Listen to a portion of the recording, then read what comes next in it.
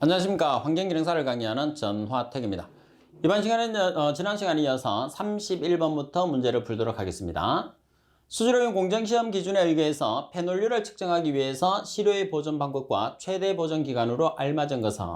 자, 이 문제도 지금 상당히 자주 출제되는 문제입니다. 잘 기억을 하세요. 기억하기는 쉬워요. 자, 암기법을 하나를 가르쳐 줬어요. 어떻게 가르쳐 드렸느냐 하면 페인사 이렇게 가르쳐 드렸죠. 그러면 숫자라는 것은 여기서 뭐를 의미를 하느냐 하면 pH를 의미를 하죠. 그래서 페놀은 인산을 가해서 pH4로 보존을 하라는 그런 뜻입니다. 자, 따라서 보존 방법을 보면 페놀이라는 물질은 인산이 들어가야 되니까 인산이 들어가는 것을 찾으세요. 그럼 문제 조건에서 인산이 H3PO4가 인산이에요. 그리고 pH를 4로 조정해서 보관한다는 말. 자, 그러면 바로 정답이 나왔어요. 그리고 보존 기간은 여러분들 28일. 그래서 페인사 보존 방법만 여러분들이 알고 있으면 답을 찾을 수 있는 문제가 됩니다. 그래서 페인사만 기억을 하도록 하십시오. 중요합니다. 그리고 32번 오존살균 시에 급수계통에서 미생물의 정식을 억제하고 잔류살균 효과를 유지한다 그랬습니다. 잔류살균 효과. 그리고 잔류살균 효과를 유지하기 위해서 투입하는 약품은 그러면 잔류성을 가지는 약품을 투입한다는 거죠. 잔류성을 가지기 위해서는 어떤 이온이 포함되어 있어야 되죠? 염소라는 이온이 포함되어 있어야 되죠. 따라서 염소 소독이 정답이 되니까 가번이 정답입니다. 그리고 33번 문제 보면 살수 여상의 표면적이 300제곱미터, 유입 분유량이 1500m의 삼성퍼1이다. 표면 부하는 얼마인가? 이렇게 문제가 나왔어요. 그럼 표면 부하라는 것은 여러분들 보시다시피 미터의 삼성퍼 1, 미터의 삼성퍼 1이라는 것은 미터의 삼성퍼 1, 여기서 뭐를 나눠주죠? 제곱미터. 그래서 1500m의 삼성퍼 1에서 300제곱미터를 나눠주면 바로 정답이 됩니다. 따라서 계산을 하시면 얼마가 되나요? 5m의 삼성퍼 제곱미터 데이라는 값이 나오겠죠. 자, 따라서 정답은 나번이 정답이 됩니다. 그리고 34번 문제를 보시면 MLSS 농도, MLSS라는 것은 미생물입니다. MLSS 농도가 3000mg/L인 포기조 혼합액을 1000ml 메스실린더에 취해서 30분간 정체하였을 때, 자, 여러분들 지금 여기서 1000ml에서부터 30분간 정체했을 때까지는 단수입니다. 문제 푸는 거하고 관계없어요. 침강 설러지가 차지하는 용적이 440ml였다. 설러지 밀도 지수를 계산하시오 그랬어요. 그러면 우리가 실험을 했을 때 1리터 메스실린더가 있습니다. 30분간 정치를 했어요. 그러면 1리터 여기서 유기물을 제거하기 위해서 미생물을 주입을 했는데 MLSS가 얼마냐 하면 3000mg/L 떴어요. 그럼 30분간 정치하니까 가라앉았어요. 이 값을 SV라고 합니다. 그러면 SVI라는 설러지 용적 지수를 계산하는 값이거든요. MLSS분의 SV 곱하기 10의 3승이에요. 이게 첫 번째입니다. 이 SVI를 계산을 하게 되면 두 번째는 SDI라는 것은 설러지 밀도 지수예요. 그래서 SVI를 계산한 다음에 역수를 취해줘서 얼마를 곱하면 되느냐면 100을 곱하면 돼요. 자, 그러면 SV라는 값이 얼마냐면 440입니다. 그리고 MLSS가 지금 3000이에요. 그래서 계산을 하시게 되면 146.67이야. 이 값을 역수를 취해요. 그런 다음에 100을 곱하면 0.68이 나오죠. 그래서 우리가 계산하고자 하는 설러지 밀도지수라는 SDI는 0.68이라는 값이 나오게 됩니다. 그리고 35번 문제를 보면 125m의 삼성퍼 아우의 폐수가 유입되는 침전지의 원료 부하가 100m의 삼성퍼 미터대일 경우에 침전지 원료웨어의 유효 길이를 계산하시오 그랬어요. 자, 단위가 세 가지가 나와 있으면 문제를 푸는 가장 결정적인 힌트라고 그랬죠. 그러면 미터의 삼성퍼 데이, 미터의 삼성퍼 아워. 그러면 미터의 삼성퍼 아워를 미터의 삼성퍼 데이로 나누세요. 아워를 데이로 고치세요. 그러면 뭐만 계산하면 돼요? 미터만 계산하시면 돼요. 그래서 여러분들 식에서 100m의 삼성퍼 미터 데이는 이 값은 자, 지금 125m의 삼성퍼 아워를 데이로 고쳐요. 그럼 하루는 24시간. 그러면 뭐가 필요한 거죠? 미터만 필요하죠. 미터가 뭐예요? 유효 길이. 자, 따라서 유효 길이와 100을 순서를 바꿔서 자리를 바꿔서 계산을 하시면 30m라는 값이 나오게 됩니다. 그리고 36번에 보면 탄소 1kg이 연소할 때 이론적으로 필요한 산소의 질량을 계산하시오 그랬어요. 그러면 연소라는 것은 탄소가 연소를 하면 산소하고 결합하죠. 그래서 CO2, 완전 연소 기준이니까 CO2가 나와야 돼요. 이 상태에서 O2의 질량을 계산하는 거죠. 그러면 탄소가 12kg이에요. 원자량이. 산소는 16자리가 2개이니까 32kg. 그러면 탄소 1kg에 해당하는 산소는 얼마냐? X가 되는 거죠. 그래서 32kg 나누기 12kg을 하시게 되면 2.67이라는 값이 나오니까 라번이 정답이죠. 그래서 호기성 분해를 한다든지 연소를 하게 되면 완전 연소식을 찾아주시면 돼요. 그리고 37번 연료의 연소에 필요한 이론 공기량을 A, 공급된 실제 공기량을 A라고 했을 때 공기비를 나타낸 식은 공기비라고 하면 M이라는 공기비라고 하면 큰 값에서 작은 값을 나눠주면 돼요. 그러니까 실제 공기량에서 이론 공기량을 나눠주는 거죠. 따라서 답은 이 문제도 지금 자주 출제되고 있습니다. 그리고 38번 문제 보면 수거된 폐기물을 압축하는 이유로 틀린 것은 압축을 하는 이유입니다. 가번에 저장에 필요한 용적을 줄이기 위해서 압축을 하면 용적, 부피가 줄죠. 다음에 수송 시의 부피를 감소시키기 위해서, 다음에 매립지의 수명을 연장시키기 위해서, 다음에 소각장에서 소각 시 원활한 연소를 하기 위해서. 여기서 원활한 연소라는 것은 입자를 작게 만들어야 되겠죠. 그래서 압축을 하게 되면 오히려 소각에 장애를 일으키게 되죠. 따라서 소각을 쉽게 하기 위해서는 파쇄를 해서 입자를 작게 균일하게 만들어서 소각을 하게 되면 연소가 촉진이 됩니다. 따라서 정답은 라번이 되겠죠.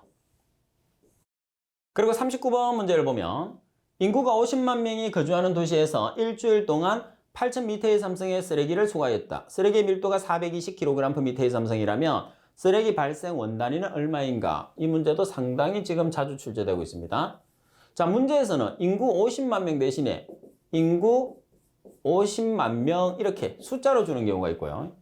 자, 그 다음에 여기서 밀도가 420kg/m의 삼성 대신에 0.42톤/m의 삼성 이렇게 해서 문제를 지금 바꾸고 있어요. 문제는 똑같습니다. 자, 그럼 여러분들이 문제를 풀었을 때 정답의 단위를 보는 거예요. 그럼 정답의 단위는 kg/in1이에요. 자, 따라서 그러면 어떻게 나타내느냐? kg/1이라는 것은 쓰레기 발생량입니다. 그럼 여기서 여러분들이 쓰레기 발생량을 지금 먼저 한번 계산을 해볼까요?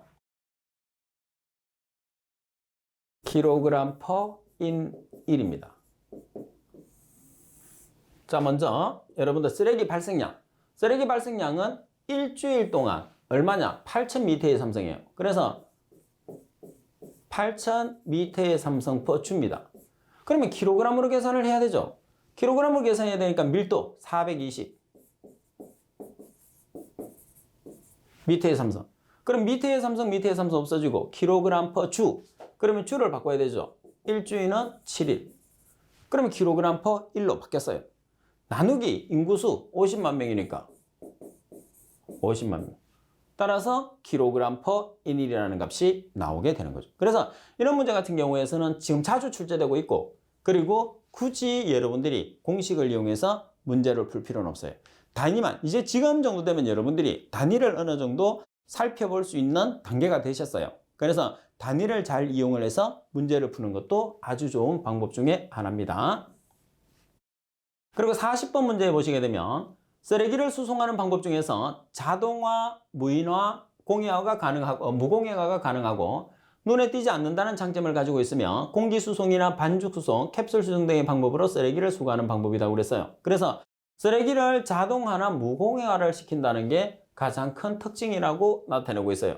자, 따라서 바르게 된 알맞은 설명은 관거라는 것은 파이프라인 수거 방식을 이야기를 하게 됩니다. 대신에 관거 수거를 하게 되면 우리가 경로 변경이 어렵습니다.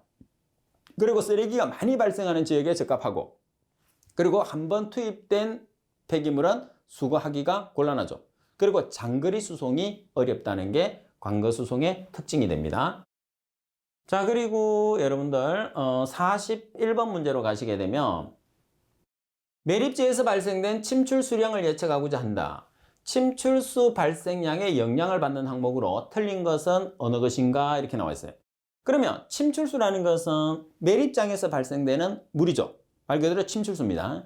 가장 크게 영향을 주는 것은 당연히 뭐예요? 강수량입니다. 강수량이 가장 크게 영향을 줍니다. 자, 그리고 유출량, 그리고 메탄가스의 함량, 폐기물 내의 수분 또는 폐기물 분해에 따른 수분이에요. 그래서 지금은 여기에서 침출수에 관계되는 내용이기 때문에 메탄가스가 발생하는 거하고 침출수는 전혀 관계없죠. 가스와 물은 전혀 관계없습니다. 따라서 정답은 답은이 되겠죠. 그리고 42번에 보면 다음 중에서 파쇄를 위한 파쇄 대상물에 작용하는 세 가지 힘이라고 그랬어요. 그래서 이 문제는 항상 강조를 해도 아주 중요하다고 그랬어요. 자, 먼저 위에서 쿵 충격력, 옆으로 쭉 밉니다. 압축력. 그리고 칼날을 이용해서 자르죠. 전단력. 그래서 충격력, 전단력, 압축력. 정답은 정전력이 정답이 됩니다. 그리고 43번 쓰레기 수거 노선을 결정할 때 고려사항으로 틀린 것은 어느 것인가? 가번에 아주 많은 양의 쓰레기가 발생되는 발생원은 하루 중에서 가장 나중에 수거한다고 그랬어요. 그래서 가장 많은 양의 쓰레기가 발생하게 되면 가장 나중에 수거하는 게 아니라 가장 먼저 수거를 합니다. 다음에 가능한 시계 방향으로 수거 노선을 정합니다. 시계 방향. 그리고 U자 회전을 피하죠. 다음에 적은 양의 쓰레기가 발생하나 동일한 수거 빈도를 받기를 원하는 수거 지점은 가능한 한 같은 날 왕복 내에서 수거하도록 한다고 그랬어요. 따라서 잘못된 설명은 가번이 정답이 됩니다. 그리고 44번 문제를 보시게 되면 적환장의 설치가 필요한 경우로 틀린 것은 어느 것인가 이렇게 나왔어요. 자, 우리가 적환장이라는 것은 여러분들이 최종 처분장이 멀리 떨어져 있을 때, 그 다음에 인구 밀도가 작은 지역에, 그리고 소용량 용기를 이용하는 경우에, 그리고 무단 투기가 많거나 쓰레기가 어질러져 있는 경우, 이런 경우에서는 적환장이 필요합니다.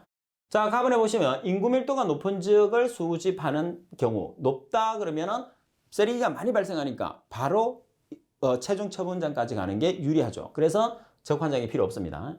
다음에 폐기물 수집에 소형 컨테이너를 많이 사용하는 경우, 소형이 들어가 있으니까 맞습니다. 최종 처분장이 원거리에 있어서 도중에 불법 투기 가능성이 있을 때 불법 투기 맞습니다. 그리고 공기 수송 방식을 사용하는 경우, 자, 따라서 적환장이 필요 없는 경우는 인구 밀도가 높아서 쓰레기가 많이 발생하는 지역이 되니까 가번이 정답이죠.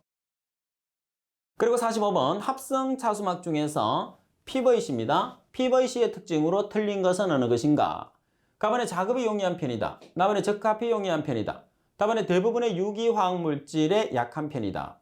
나번에 자외선이나 오존, 기후 등에 강한 편이라고 되어 있는데 약한 편입니다. 그래서 자외선, 오존, 기후에 항상 강하다고 문제가 나오죠. 그래서 라번이 정답이고 이 문제 또한 시험에서 자주 출제되는 문제가 되겠죠. 그리고 46번 문제를 보시면 쓰레기를 건조시켜서 함수율을 40%에서 20%로 감소시켰다. 건조 전의 쓰레기의 중량이 1톤이었다면 건조 후의 쓰레기의 중량은 건조 전, 건조 후가 나왔으니까 건조 전의 쓰레기가 지금 1톤입니다. 그러면 W1이 1톤이니까 1000kg. 왜? 정답에서 kg이 나오니까. 그죠? 자, 그리고 건조 전의 함수율이 40%니까 P1이 40%. 그리고 건조 후의 함수율이 20%니까 P2가 20%가 되죠. 그러면 우리가 계산하는 것은 건조 후의 쓰레기의 중량을 계산하니까 W2를 계산하는 거예요. 따라서 W1 곱하기 100-P1은 W2 곱하기 100-P2가 되는 거죠. 따라서 대입하시면 W1이 1000입니다. 1000kg 곱하기 100-P1 40%. 그리고 W2 곱하기 100-P2 20. 따라서 W2를 계산을 하게 되면 얼마의 kg이라는 값이 나오겠죠. 그래서 얼마가 나오느냐면 750이 나오게 됩니다. 그래서 두 번째로 우리가 계산을 해야 되는 게 뭐냐면 정발되는 수분량을 계산을 할 수 있거든요. 정발되는 수분량이라는 것은 W1-W2 다시 말해서 1000kg에서 750kg 그러면 얼마가 나오죠? 250kg. 그래서 실제로 보면 정발되는 수분량까지 계산하는 문제예요. 근데 지금 이 문제에서는 W2 건조 후의 쓰레기 중량까지만 계산하는 거죠. 그래서 계산하라는 쪽까지만 계산을 하는데 여러분들은 정발되는 수분량까지 계산하는 문제라는 것을 꼭 기억을 해서 하고 그 다음에 이 문제는 항상 여러분들이 시험에서 출제할 수 있을 정도로 아주 출제 포인트가 높다고 꼭 기억을 해 주셔야 되는 문제가 됩니다. 자, 그리고 47번 문제를 보겠습니다. 소각장에서 폐기물을 연소시켰을 때 조건으로 틀린 것은 연소시킬 때의 조건입니다. 가번의 완전 연소를 위해서 체류 시간은 가능한 짧아야 한다고 그랬어요. 완전 연소를 위해서는 체류 시간이 길어야지만이 완전 연소가 일어나는 거죠. 다음에 공기와 연료와 공기가 충분히 혼합되어야 한다. 그리고 공기 연료가 적절해야 한다. 다음에 점화 온도가 적정하게 유지되고 재해 방출이 최소화될 수 있는 소각로 형태여야 한다. 자, 따라서 잘못 설명된 말은 가번이 잘못된 설명 되겠죠. 그리고 48번 문제 보면 쓰레기 발생량에 영향을 미치는 일반적인 요인에 대한 내용으로 알맞은 것은, 자, 쓰레기 발생량에 영향을 미치는 요인이라고 했어요. 가번에 보시면 쓰레기의 성분은 계절에 영향을 받는다고 그랬어요. 특히 우리나라 같은 경우에서는 봄, 여름, 가을, 겨울에 우리가 발생되는 또는 재배되는 채소들이나 음식, 우리가 야채들이 다르죠. 그 다음에 겨울 같은 경우에서는 우리가 또 김장 종류나 국 종류를 많이 먹고, 따라서 쓰레기는 여러분들 계절에 따라서 우리의 생활 방식이 조금씩 차이가 나고 먹는 게 다르기 때문에 계절에 따라서 영향을 아주 크게 받죠. 가번은 맞습니다.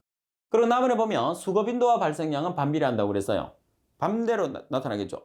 비례하죠. 수거 빈도가 많으면 많을수록 쓰레기 발생량이 많아지고, 수거 빈도가 적으면 적을수록 쓰레기 양이 꽉 차면 우리가 쓰레기를 버리기가 힘드니까 쓰레기가 적게 발생한다고 보시면 돼요. 그래서 반비례가 아니고 비례입니다.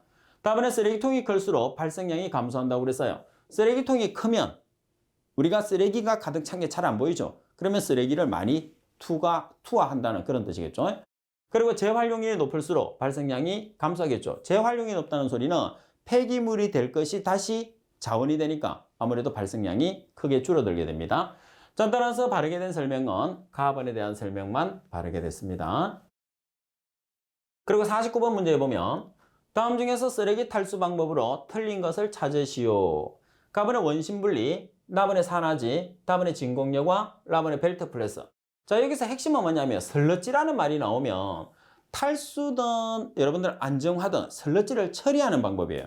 그러면 반드시 보기 중에 한 개는 뭐냐면 물에 있는 유기물을 처리하는 방법이 나와 있어요. 그래서 물에 있는 유기물을 처리해야지만이 찌꺼기가 가라앉죠. 그 찌꺼기가 설러지예요. 그래야지 그 설러지를 처리할 수가 있거든요. 자, 따라서 보기 중에서 산화지라는 방법이 있어요. 산화지라는 것은 여러분들이 라군이라고 해서 박테리아와 조류의 공생관계를 이용해서 처리하는 방법이 산화지법이에요. 그럼 이 산화지법이라는 것은 설러지를 처리하는 방법이 아니고 물속에 있는 유기물을 처리하는 방법이다. 이렇게 되겠죠. 따라서 나번이 정답이 됩니다. 그리고 50번에 보면 폐기물의 수거 효율을 결정을 하고 수거 작업 간의 노동력을 비교하기 위한 단위로 알맞은 것은, 우리가 수거 작업 간의 노동력을 비교하기 위한 단위를 MHT라고 하죠. MHT라는 것은 Man Hour Ton. 그래서 나번이 되고, Man이라는 것은 작업 인부수, Hour라는 것은 하루에 작업하는 시간, 톤이라는 것은 우리가 쓰레기 수거량을 의미합니다. 따라서 나번이 정답. 그리고 MHT의 값이 작으면 작을수록 수거 효율이 커지고, MHT의 값이 크면 클수록 수거 효율이 떨어진다. 이렇게 보시면 됩니다. 그리고 51번에 보면 폐기물 매립지에서 발생하는 침출수 중에서 생물학적으로 난분해성인 유기물질을 산화분해시키는 데 사용되는 펜턴 시약의 성분으로 알맞은 것은 어느 것인가? 이렇게 나와 있어요. 그러면 우리가 펜턴 산화법에 대해서 우리가 조금만 알아보도록 하겠습니다. 우리가 펜턴 산화법이라고 하면, 여러분들 펜턴 산화법이라고 하면 첫 번째 철촉매를 과량 주입을 합니다. 자, 그런 다음 두 번째, 여러분들 펜턴 시약을 주입을 해요. 시약이 H2O2 과산화수소입니다. 그래서 과산화수소를 서서히 주입을 해요. 그리고 pH를 3에서 5 또는 3에서 4.5로 조절을 합니다. 자, 그러면 강산화제가 형성이 되죠. 강산화제는 OH 라디칼, OH 점을 찍은 OH 라디칼입니다. 강산화제가 생성돼요. 따라서 이렇게 생성되면 COD 자체가 감소하고 BOD 자체가 증가하는. 다시 말해서 COD라는 난분해성 물질을 BOD라는 분해 가능한 물질로 전환시키는 방법을 펜턴 산화법이라고 생각하시면 됩니다. 자, 따라서 시약은 과산화수소, 그리고 촉매라는 첨염은 황산 제1체를 사용하니까 정답은 가번이 됩니다.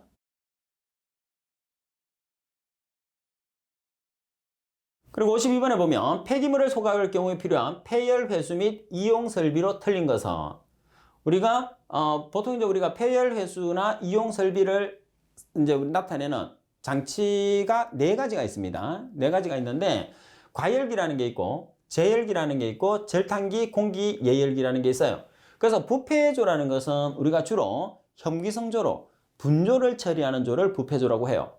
자, 따라서 여러분들 여기에서 폐열 회수 및 이용 설비 중에서 절탄기는 여러분들 시험에서 가장 많이 나오죠. 그래서 절탄기의 역할은 뭐냐면 내용이 급수 예열입니다. 급수 예열을 시켜서 우리가 열 효율을 증대시키는 장치가 절탄기 또는 이코노마이저라고 그러니까 같이 기억을 하도록 하십시오.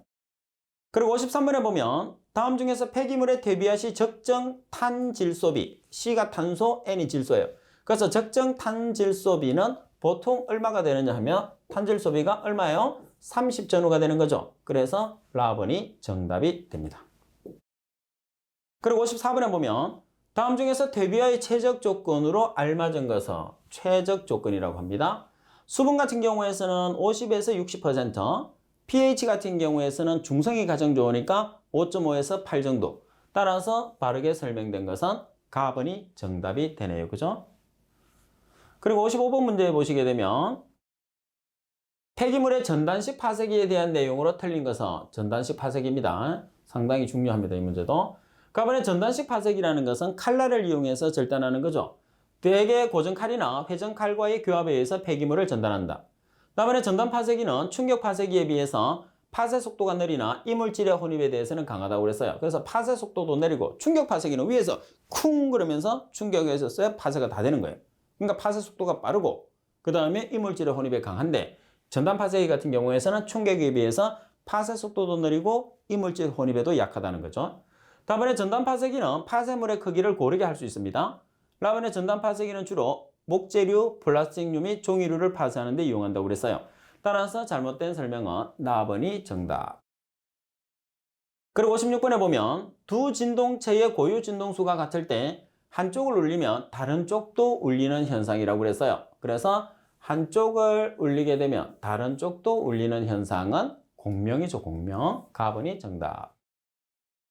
그리고 57번 문제를 보시게 되면 방음 대책을 엄음 대책과 전파 경로 대책으로 구별했을 때 다음 중에서 엄음 대책에 해당하지 않는 것을 찾으시오 그랬어요.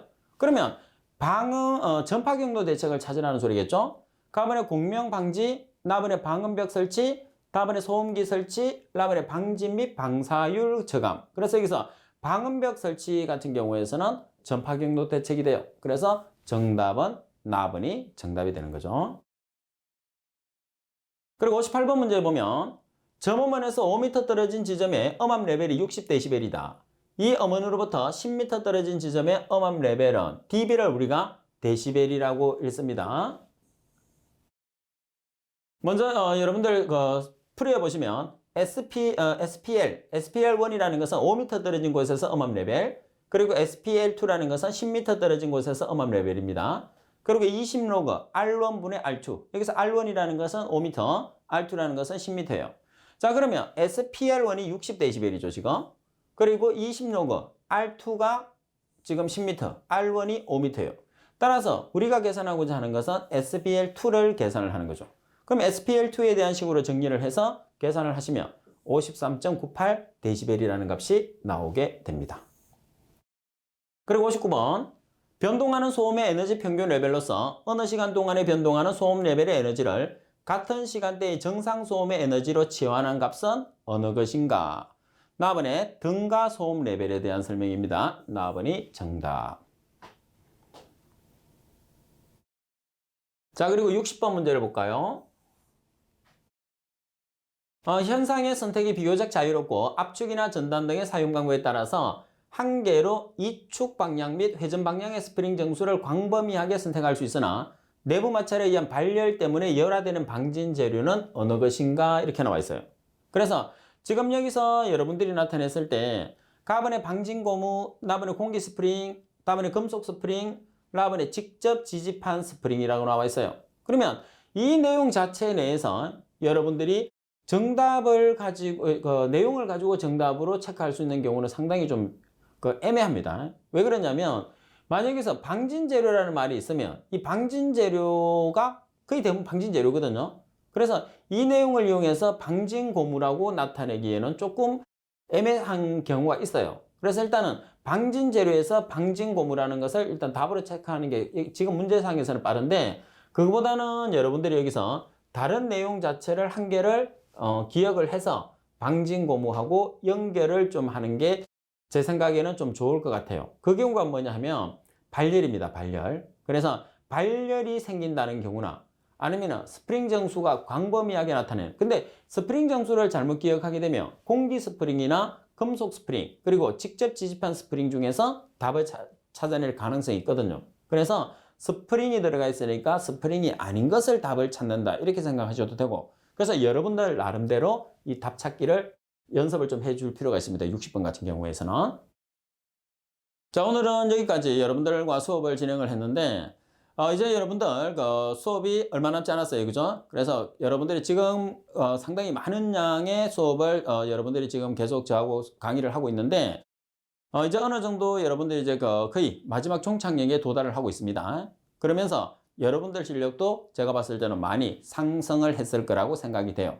자, 그렇지만 아직까지 약간의 이해 부분이 좀 부족한 부분도 있을 수 있습니다. 그런 경우에서는 그냥 내가 한 번만에 모든 게 정상으로 올라간다는 그런 생각을 여러분들이 좀 자제를 해주시고 강의 자체를 여러 번 반복을 해서 수업을 듣되, 많이 듣는다고 꼭 좋은 건 아니에요. 그래서 수업을 들었을 때 집중해서 듣고, 그리고 내용 정리를 했을 때 핵심적인 내용을 같이 공부를 해서 그 핵심 정리했던 부분과 제가 문제에서 다시 내용을 정리해 준 부분을 매치를 해서 공부를 해야지 여러분들이 효과를 볼 수가 있거든요. 그래서 조금 공부해서 내가 합격을 해야지 이렇게 정도는 안 되고, 제가 강의했던 정도에서 충분하게 숙지를 시켜서, 대신에 뭐 모든 문제를 다 풀 필요는 없습니다. 왜? 자격증이 60개 중에서 36개 이상만 맞추면 합격을 하기 때문에. 그래서 너무 큰 부담은 가지지 않으되 공부의 양은 어느 정도 여러분들이 시험 시간이 다가오면 다가올수록 조금 더 많이 투자를 해야 된다는 것은 확실합니다.